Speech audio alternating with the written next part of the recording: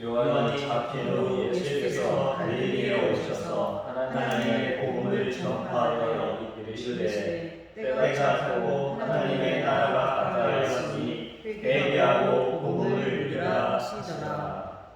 아멘.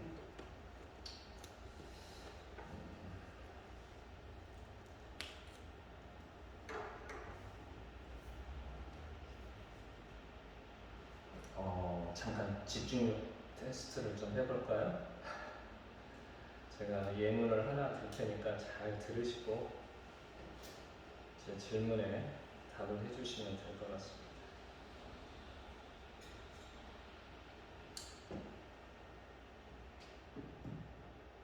범사에 기한이 있고 천하 만사가 다 때가 있나니 날 때가 있고 죽을 때가 있으며 심을 때가 있고 심은 것을 뽑을 때가 있으며 죽일 때가 있고 치료할 때가 있으며 헐 때가 있고 세울 때가 있으며 울 때가 있고 웃을 때가 있으며 슬퍼할 때가 있고 춤출 때가 있으며 돌을 던져버릴 때가 있고 돌을 거둘 때가 있으며 안을 때가 있고 안는 일을 멀리할 때가 있으며 찾을 때가 있고 잃을 때가 있으며 지킬 때가 있고 버릴 때가 있으며 찢을 때가 있고 깨맬 때가 있으며 잠잠할 때가 있고 말할 때가 있으며 사랑할 때가 있고 미워할 때가 있으며 전쟁할 때가 있고 평화할 때가 있느니라.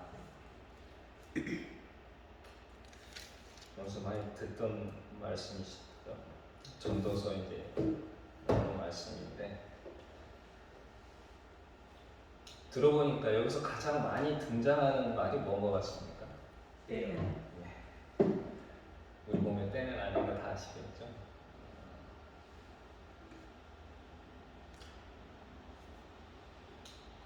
이 때라는 말 헬라어로는 카이로스라고 합니다. 헬라어는 이제 시간을 설명하는 두 개의 단어가 있어요. 카이로스와 크로노스라고 하는 두 가지 말이 있는데 크로노스라고 하는 건 쉽게 얘기하면 오늘이 3월 12일 주일이고 내일이 3월 13일 월요일이고 그 다음이 3월 14일 화요일 이렇게 우리가 측정 가능한 시간을 얘기할 때 크로노스라고 합니다. 이걸 뭐 보통 시계를 크로노미터라고 하잖아요. 여기에서 유래된 말이죠. 카이로스라고 하는 것은 어릴 때 사용하는 거냐? 어떤 특정한 순간 알맞은 때 요럴 때 사용하는 거예요. 오늘 이렇게 본문을 읽어보면 알겠지만 뭐뭐 할 때가 있고 뭐뭐 할 때가 있고 뭐뭐 할 때가 있고 이게 일반적으로 우리가 측정 가능한 시간이 아니잖아요. 이럴 때 카이로스라는 말을 씁니다. 오늘 저희가 읽은 본문 속에서도 예수께서 그렇게 말씀하셨죠. 때가 찼고 여기서 말하는 때가 바로 무슨 어떤 거냐? 카이로스를 의미합니다. 목사님 잠깐 본문을 좀 원문을 올려주시겠습니까? 제가 읽고 설명을 드리겠습니다. 그냥 따라오세요. 메타데토 파로도 세나이톤 요한네 이게 무슨 의미냐면 요한이 넘겨진 뒤에 그러니까 요한이 잡혀간 뒤에 엘센 호 예수스 에이스텐 갈릴라야 엘센이 가까라는 뜻이거든요. 호 예수께서 에이스텐 갈릴라야 갈릴리로 가셨다는 것입니다. 캐리손 토 유앙겔리온 투 페우 하나님의 복음을 선포하시고 그 다음에 15절 카이 레본 말씀하셨습니다. 뭐라고? 호띠. 이 호띠가 영어로 따지면 대세에 해당되는 말인데 페플레로타이 호 카이로스 영어의 O와 비슷한 말이 있죠. 저기에 그 다음에 KA 이렇게 시작하는 영어로 따지면 이게 바로 카이로스입니다. 페플레로타이 호 카이로스 때가 찼다. 카이 그리고 엥기켄 에 바슬레야 투 페오 하나님의 나라가 가까이 왔다. 메타노 에이테 너희는 회개하고 카이 피스투에 믿어라. 뭐를? 엔토 유앙겔리오 복음을 믿어라. 이런 의미입니다. 보통 이거 헬라어 하려면 한 시간 문법 설명하면서 하긴 해야 되는데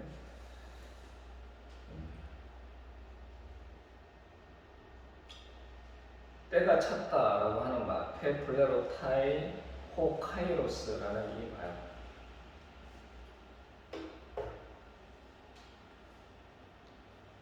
카이로스라는 말이죠. 근데 페플레로타이가 어떤 의미냐면은 문법적으로 따지면 페플레로타이가 하나 둘셋 꽃띠 다음에 페플레로타이 현재 완료형이에요.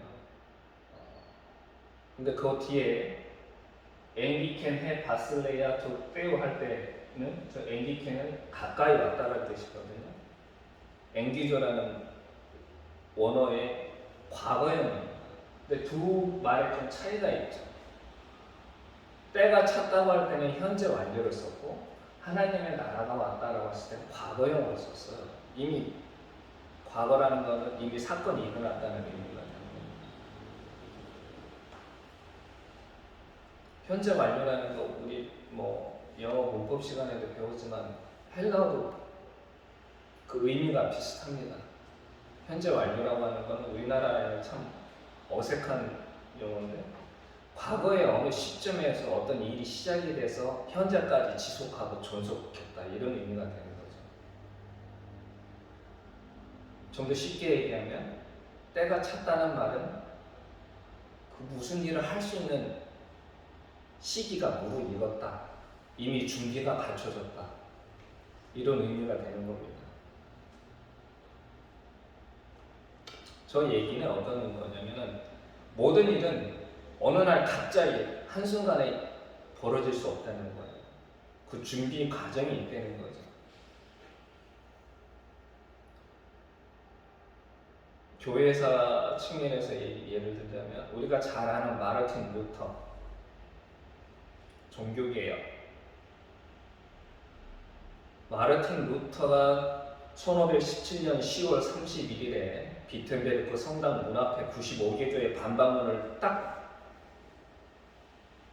박았을 때 그때 종교개혁이 탁 터진 게 아니에요. 그 이전에 존 이클리프나 얀 후스 같은 개혁가들 또 마이스테 카르트나 요한 타울러나 존 베셀 같은 로마 교황청과 로마 카톨릭의 부패에 대해서 그걸 개혁하고자 목소리를 냈던 그런 사람들의 희생이 있었던 거죠. 그런 희생의 시간이 누적되고 차고 찼을 때 마르틴 루터의 그 95개조의 반박문이 그 반박문을 통해서 개혁의 불꽃이 터진 겁니다.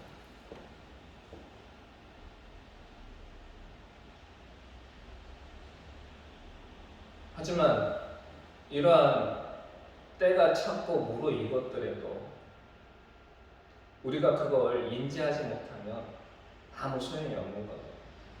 그래서 그러한 때가 왔을 때 그런 때를 인지하고 그 때를 이용할 수 있도록 하는 두 가지가 필요합니다. 그 하나는 뭐냐면 통찰력. 통찰력이라고 하는 말은 어떤 사물이나 현상을 꿰뚫어 볼 수 있는 능력인데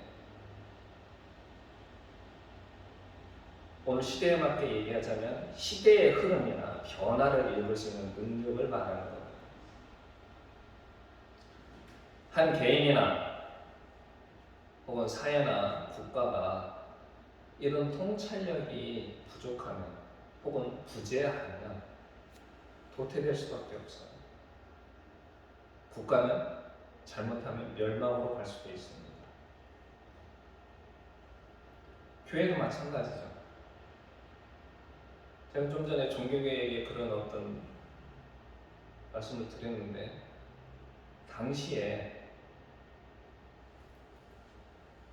제가 좀 전에 말씀드린 그런 사람들뿐만 아니라 많은 로마 교황청과 로마 교회에 대해서 개혁해야 된다라고 하는 수많은 목소리와 징후들이 있었습니다. 근데 교황과 교황청은 거기에 대해서 눈을 닫고 귀를 닫았어요. 오로지 현상 유지, 우리가 요즘으로 표현하면 기득권을 유지하기 위해서 개혁을 원하고 바라는 그런 목소리들을 이단이나 혹은 그러한 책이 나오면 금서로 지정하고 아예 차단을 해버렸습니다. 그래서 그 결과가 어떻게 됐습니까? 결국에는 30년 전쟁, 신교와 불교가, 즉 개신교와 카톨릭이 30년 전쟁을 하고 수많은 인명이 죽고 결국은 교회가 분열이 된, 그 분열이 고착화된 거죠. 지금까지 우리가 믿는 예수 그리스도는 한 분인데 이미 그 당시 교회가 두 개로 갈라져 있었는데, 동방 종교와 로마 카톨릭으로 갈라져 있었는데, 그때 그 개혁의 때 그거를 외면했던 그 결과는 이제 새 기독교 종파가 세 개로 갈라진 그런 결과로 이어진 겁니다. 한국 교회는 어떻습니까?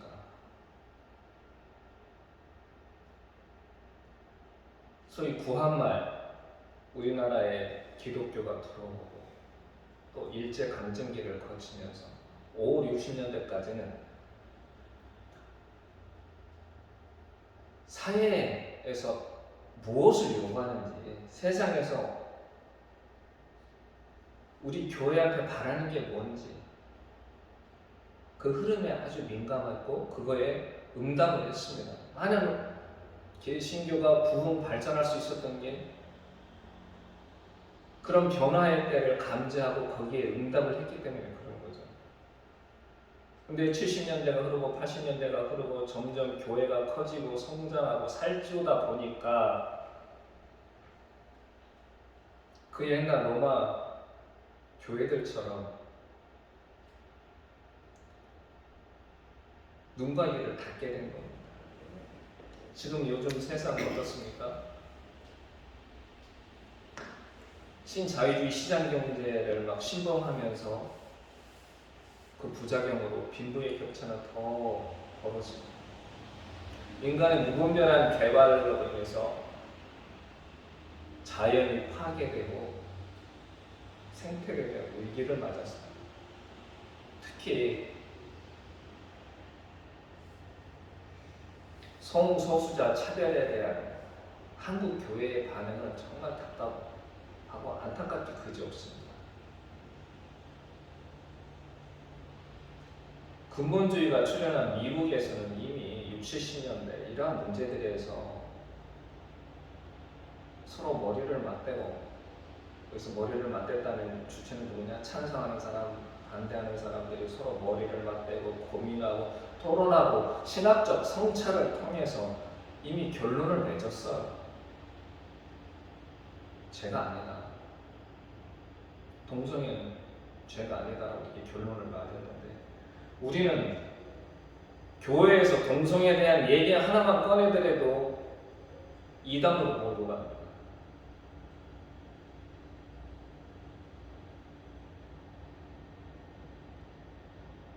성소수자는 교회에서 완전히 무슨 차단해야 될 대상, 교회에 들어오면 안 되는 사람들로 취급을 하죠.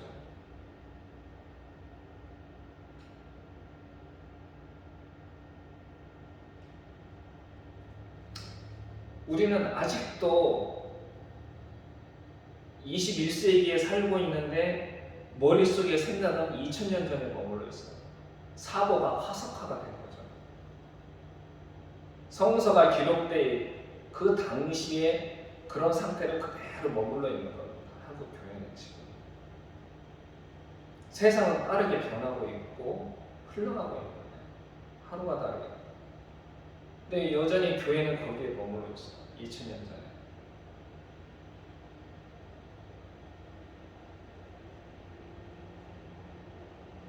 그러면 내가 통찰력을 갖고 있는데, 때가 왔음을 감지를 했는데,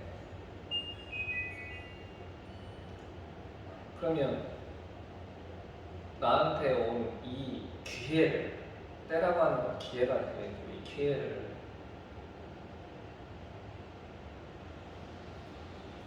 내가 수용을 하려면 어떻게 해야 될까? 내가 받아들이려면 생각이 변화가 돼야 되겠죠. 저기 보면 여기 밑에서 두 번째 줄 첫 번째 메타노 에이테, 이게 이제 메타노에오라고 하는 단어의 명령형입니다. 2인칭 복수인데 이걸 우리 본문에서는 한글로는 회개하라고 이렇게 표현을 하거든요. 근데 원래 의미, 가장 기본적인 의미는 뭐냐면 change one's mind, 생각을 바꾸라는 겁니다. 지금 변화의 때가 도래를 했고 그걸 인지를 했고, 그러면 그거를 수용을 하려면 나의 생각을 바꿔야 되는데, 저를 포함해서 일반적인 사람들은 그 생각을 바꾸기가 굉장히 힘들죠. 특히 신앙이나 신학의 문제에 대해서는 그게 더 완고합니다. 당시 이 말씀을 예수님이 하셨을 때 유대인들은 어떤 생각을 갖고 있었느냐? 두 가지 생각이 그들 머릿속에 있었어요. 어떤 거냐면, 하나님이 정말 직접 통치를 해서 이 땅에 오셔서 역사에 개입을 하셔가지고 기존 세상을 싹 뒤엎어버리고 새로운 세상을 만들 거라는 생각 하나와, 당시 유대인들이 처했던 그런 상황에 맞게 메시아가 와서 로마의 압제로부터 해방하는 이런 정치적인 이런 두 가지 생각이 병존하고 있었어요. 근데 핵심은 뭐냐? 유대인들 생각에는 아직 오지 않았다 이거였죠. 근데 예수님께서는 뭐라고 말씀하셨어요? 엔리켄 해 바실레이아 투 세오, 하나님 나라가 가까이 왔다 이미 너희에게. 유대인들은 아직도 그 하나님 나라를 기다리고 있는데 예수께서는 이미 왔다고 말씀을 하십니다. 자기들 생각에는 전혀 하나님의 나라라는 말은 하나님의 통치라는 말인데, 전혀 하나님이 우리를 정말 통치하고 계시다고 한다면 우리 상황이 바뀌어야 되는데 바뀌는 상황이 아무것도 없는데, 예수께서는 하나님 나라가 가까이 왔다고 이렇게 확정적으로 말씀하시는 거예요. 오는 중이다도 아니에요. 왔다 이렇게. 받아들이기 힘들겠죠.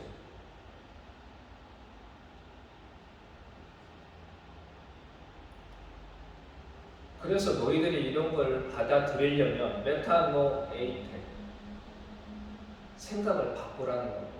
너희들의 생각을 바꾸라. 너희들이 가지고 있는 그 완고한 생각의 틀을 깨라. 그리고 내가 하는 말을 믿어라 이거예요.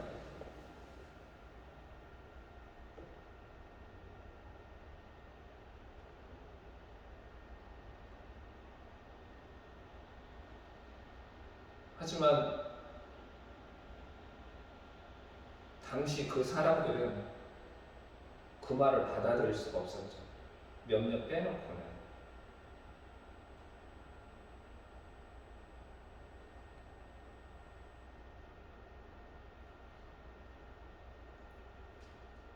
그 몇몇에 의해서 지금 우리 기독교가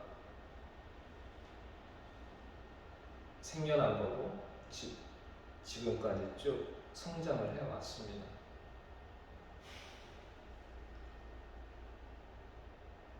아직까지 유대인들은 메시아를 기다리고 있죠.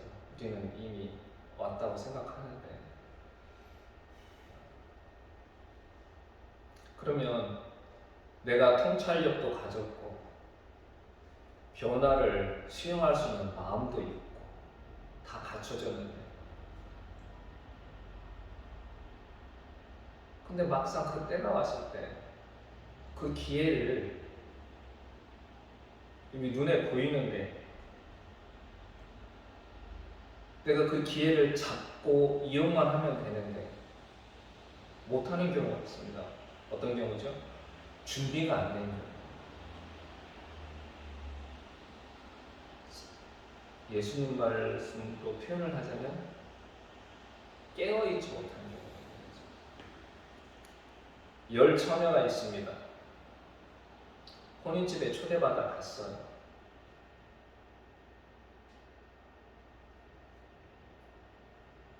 신랑이 오기만을 기다리고 있습니다.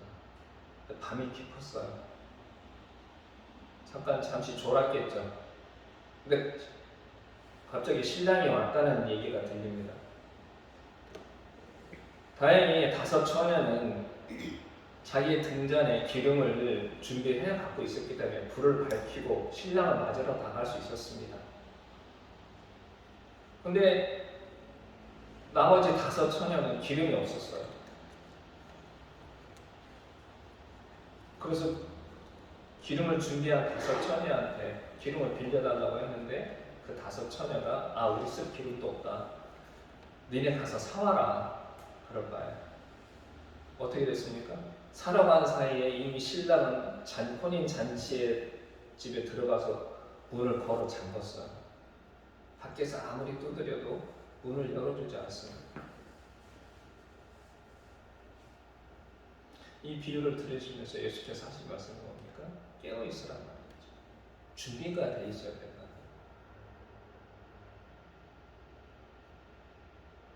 때라고 하는 거는 좋을 때도 있고 나쁠 때도 있습니다. 근데 좋은 때든 나쁜 때든 준비가 되고 있지 않으면 우리가 거기에 대응을 할 수가 없어요.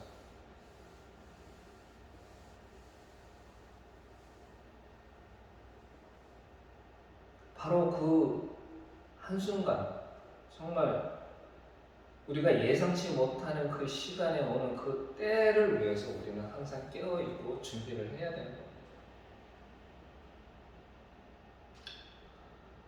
요즘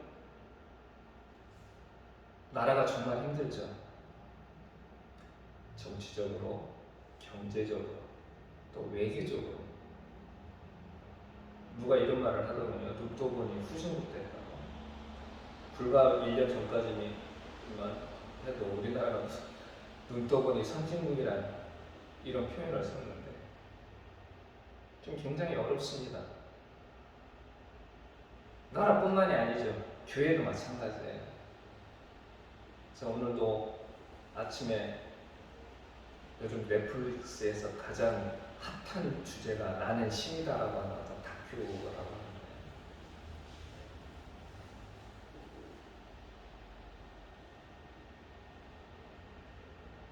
참 안타깝죠. 그런 방송을 볼 때마다.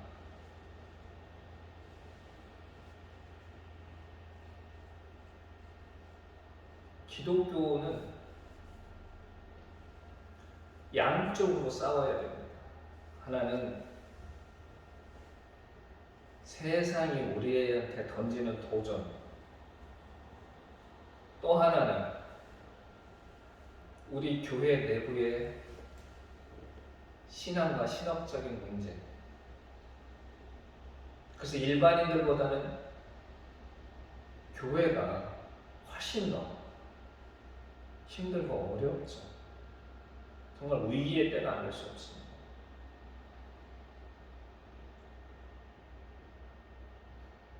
근데 너무 속수무책으로 당하고 있다는 그런 느낌을 제가 봤습니다. 너무 준비가 안 돼 있었던 거예요, 그동안 교회가. 이미 이러한 일들이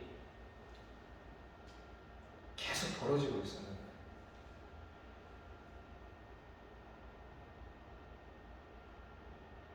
여전히 교회는 아까 제가 말씀드린 것처럼 2000년 전 성서가 기록될 당시에 그대로 머무르고 있어요.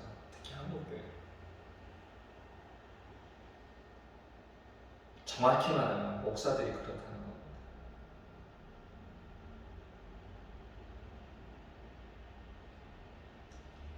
그 변화에 대응하기 위해서 노력하는 사람들을 오히려 이단으로 몰고 그들을 핍박합니다. 자신들은 전혀 준비되어 있지도 않고 깨어있지도 못하면서 깨어서 그걸 준비했던 사람들이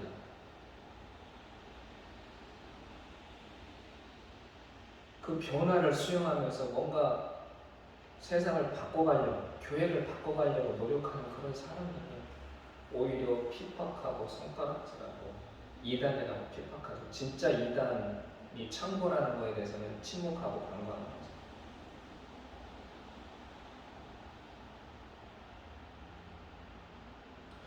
목사도 문제지만 일반 신도들도 문제입니다. 저는 시편 1편을 굉장히 좋아하는데 시편 1편의 첫 시작이 뭐냐면 여호와의 말씀을 주야로 묵상하는 거였습니다. 우리가 신앙인으로서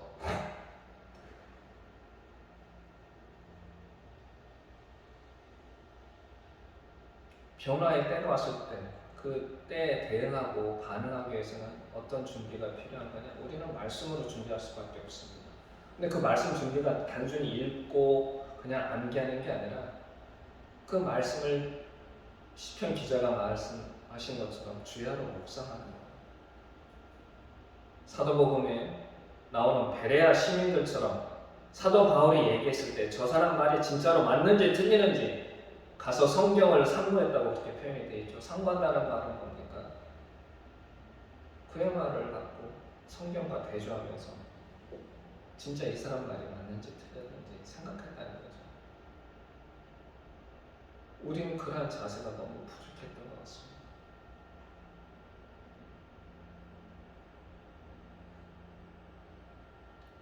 의기도 시간이 지나면 다시 호기로 바뀔 수가 있어요. 과연 그런 때가 올 때, 그런 때가 우리 눈앞에 닥쳤을 때 과연 우리는 그 때를 알아볼 수 있을까? 슬기로운 다섯 처녀처럼 그때에 적절히 대응할 수 있을까? 한 번쯤 생각해보는 그런 시간이 되었으면 좋겠습니다. 기도하겠습니다. 하나님 감사합니다. 오늘도 부족한 제가 주의 이름으로 주님의 말씀을 전했습니다. 여러모로 힘들고 어려운 때에 저희 기독교인 주님의 자녀라고 자부하는 저희들이 어떻게 깨어서 준비해야 될지 주께서 성령으로 저희를 감동하사 저희들의 갈 길을 인도하여 주시옵소서. 예수님의 이름으로 기도드립니다.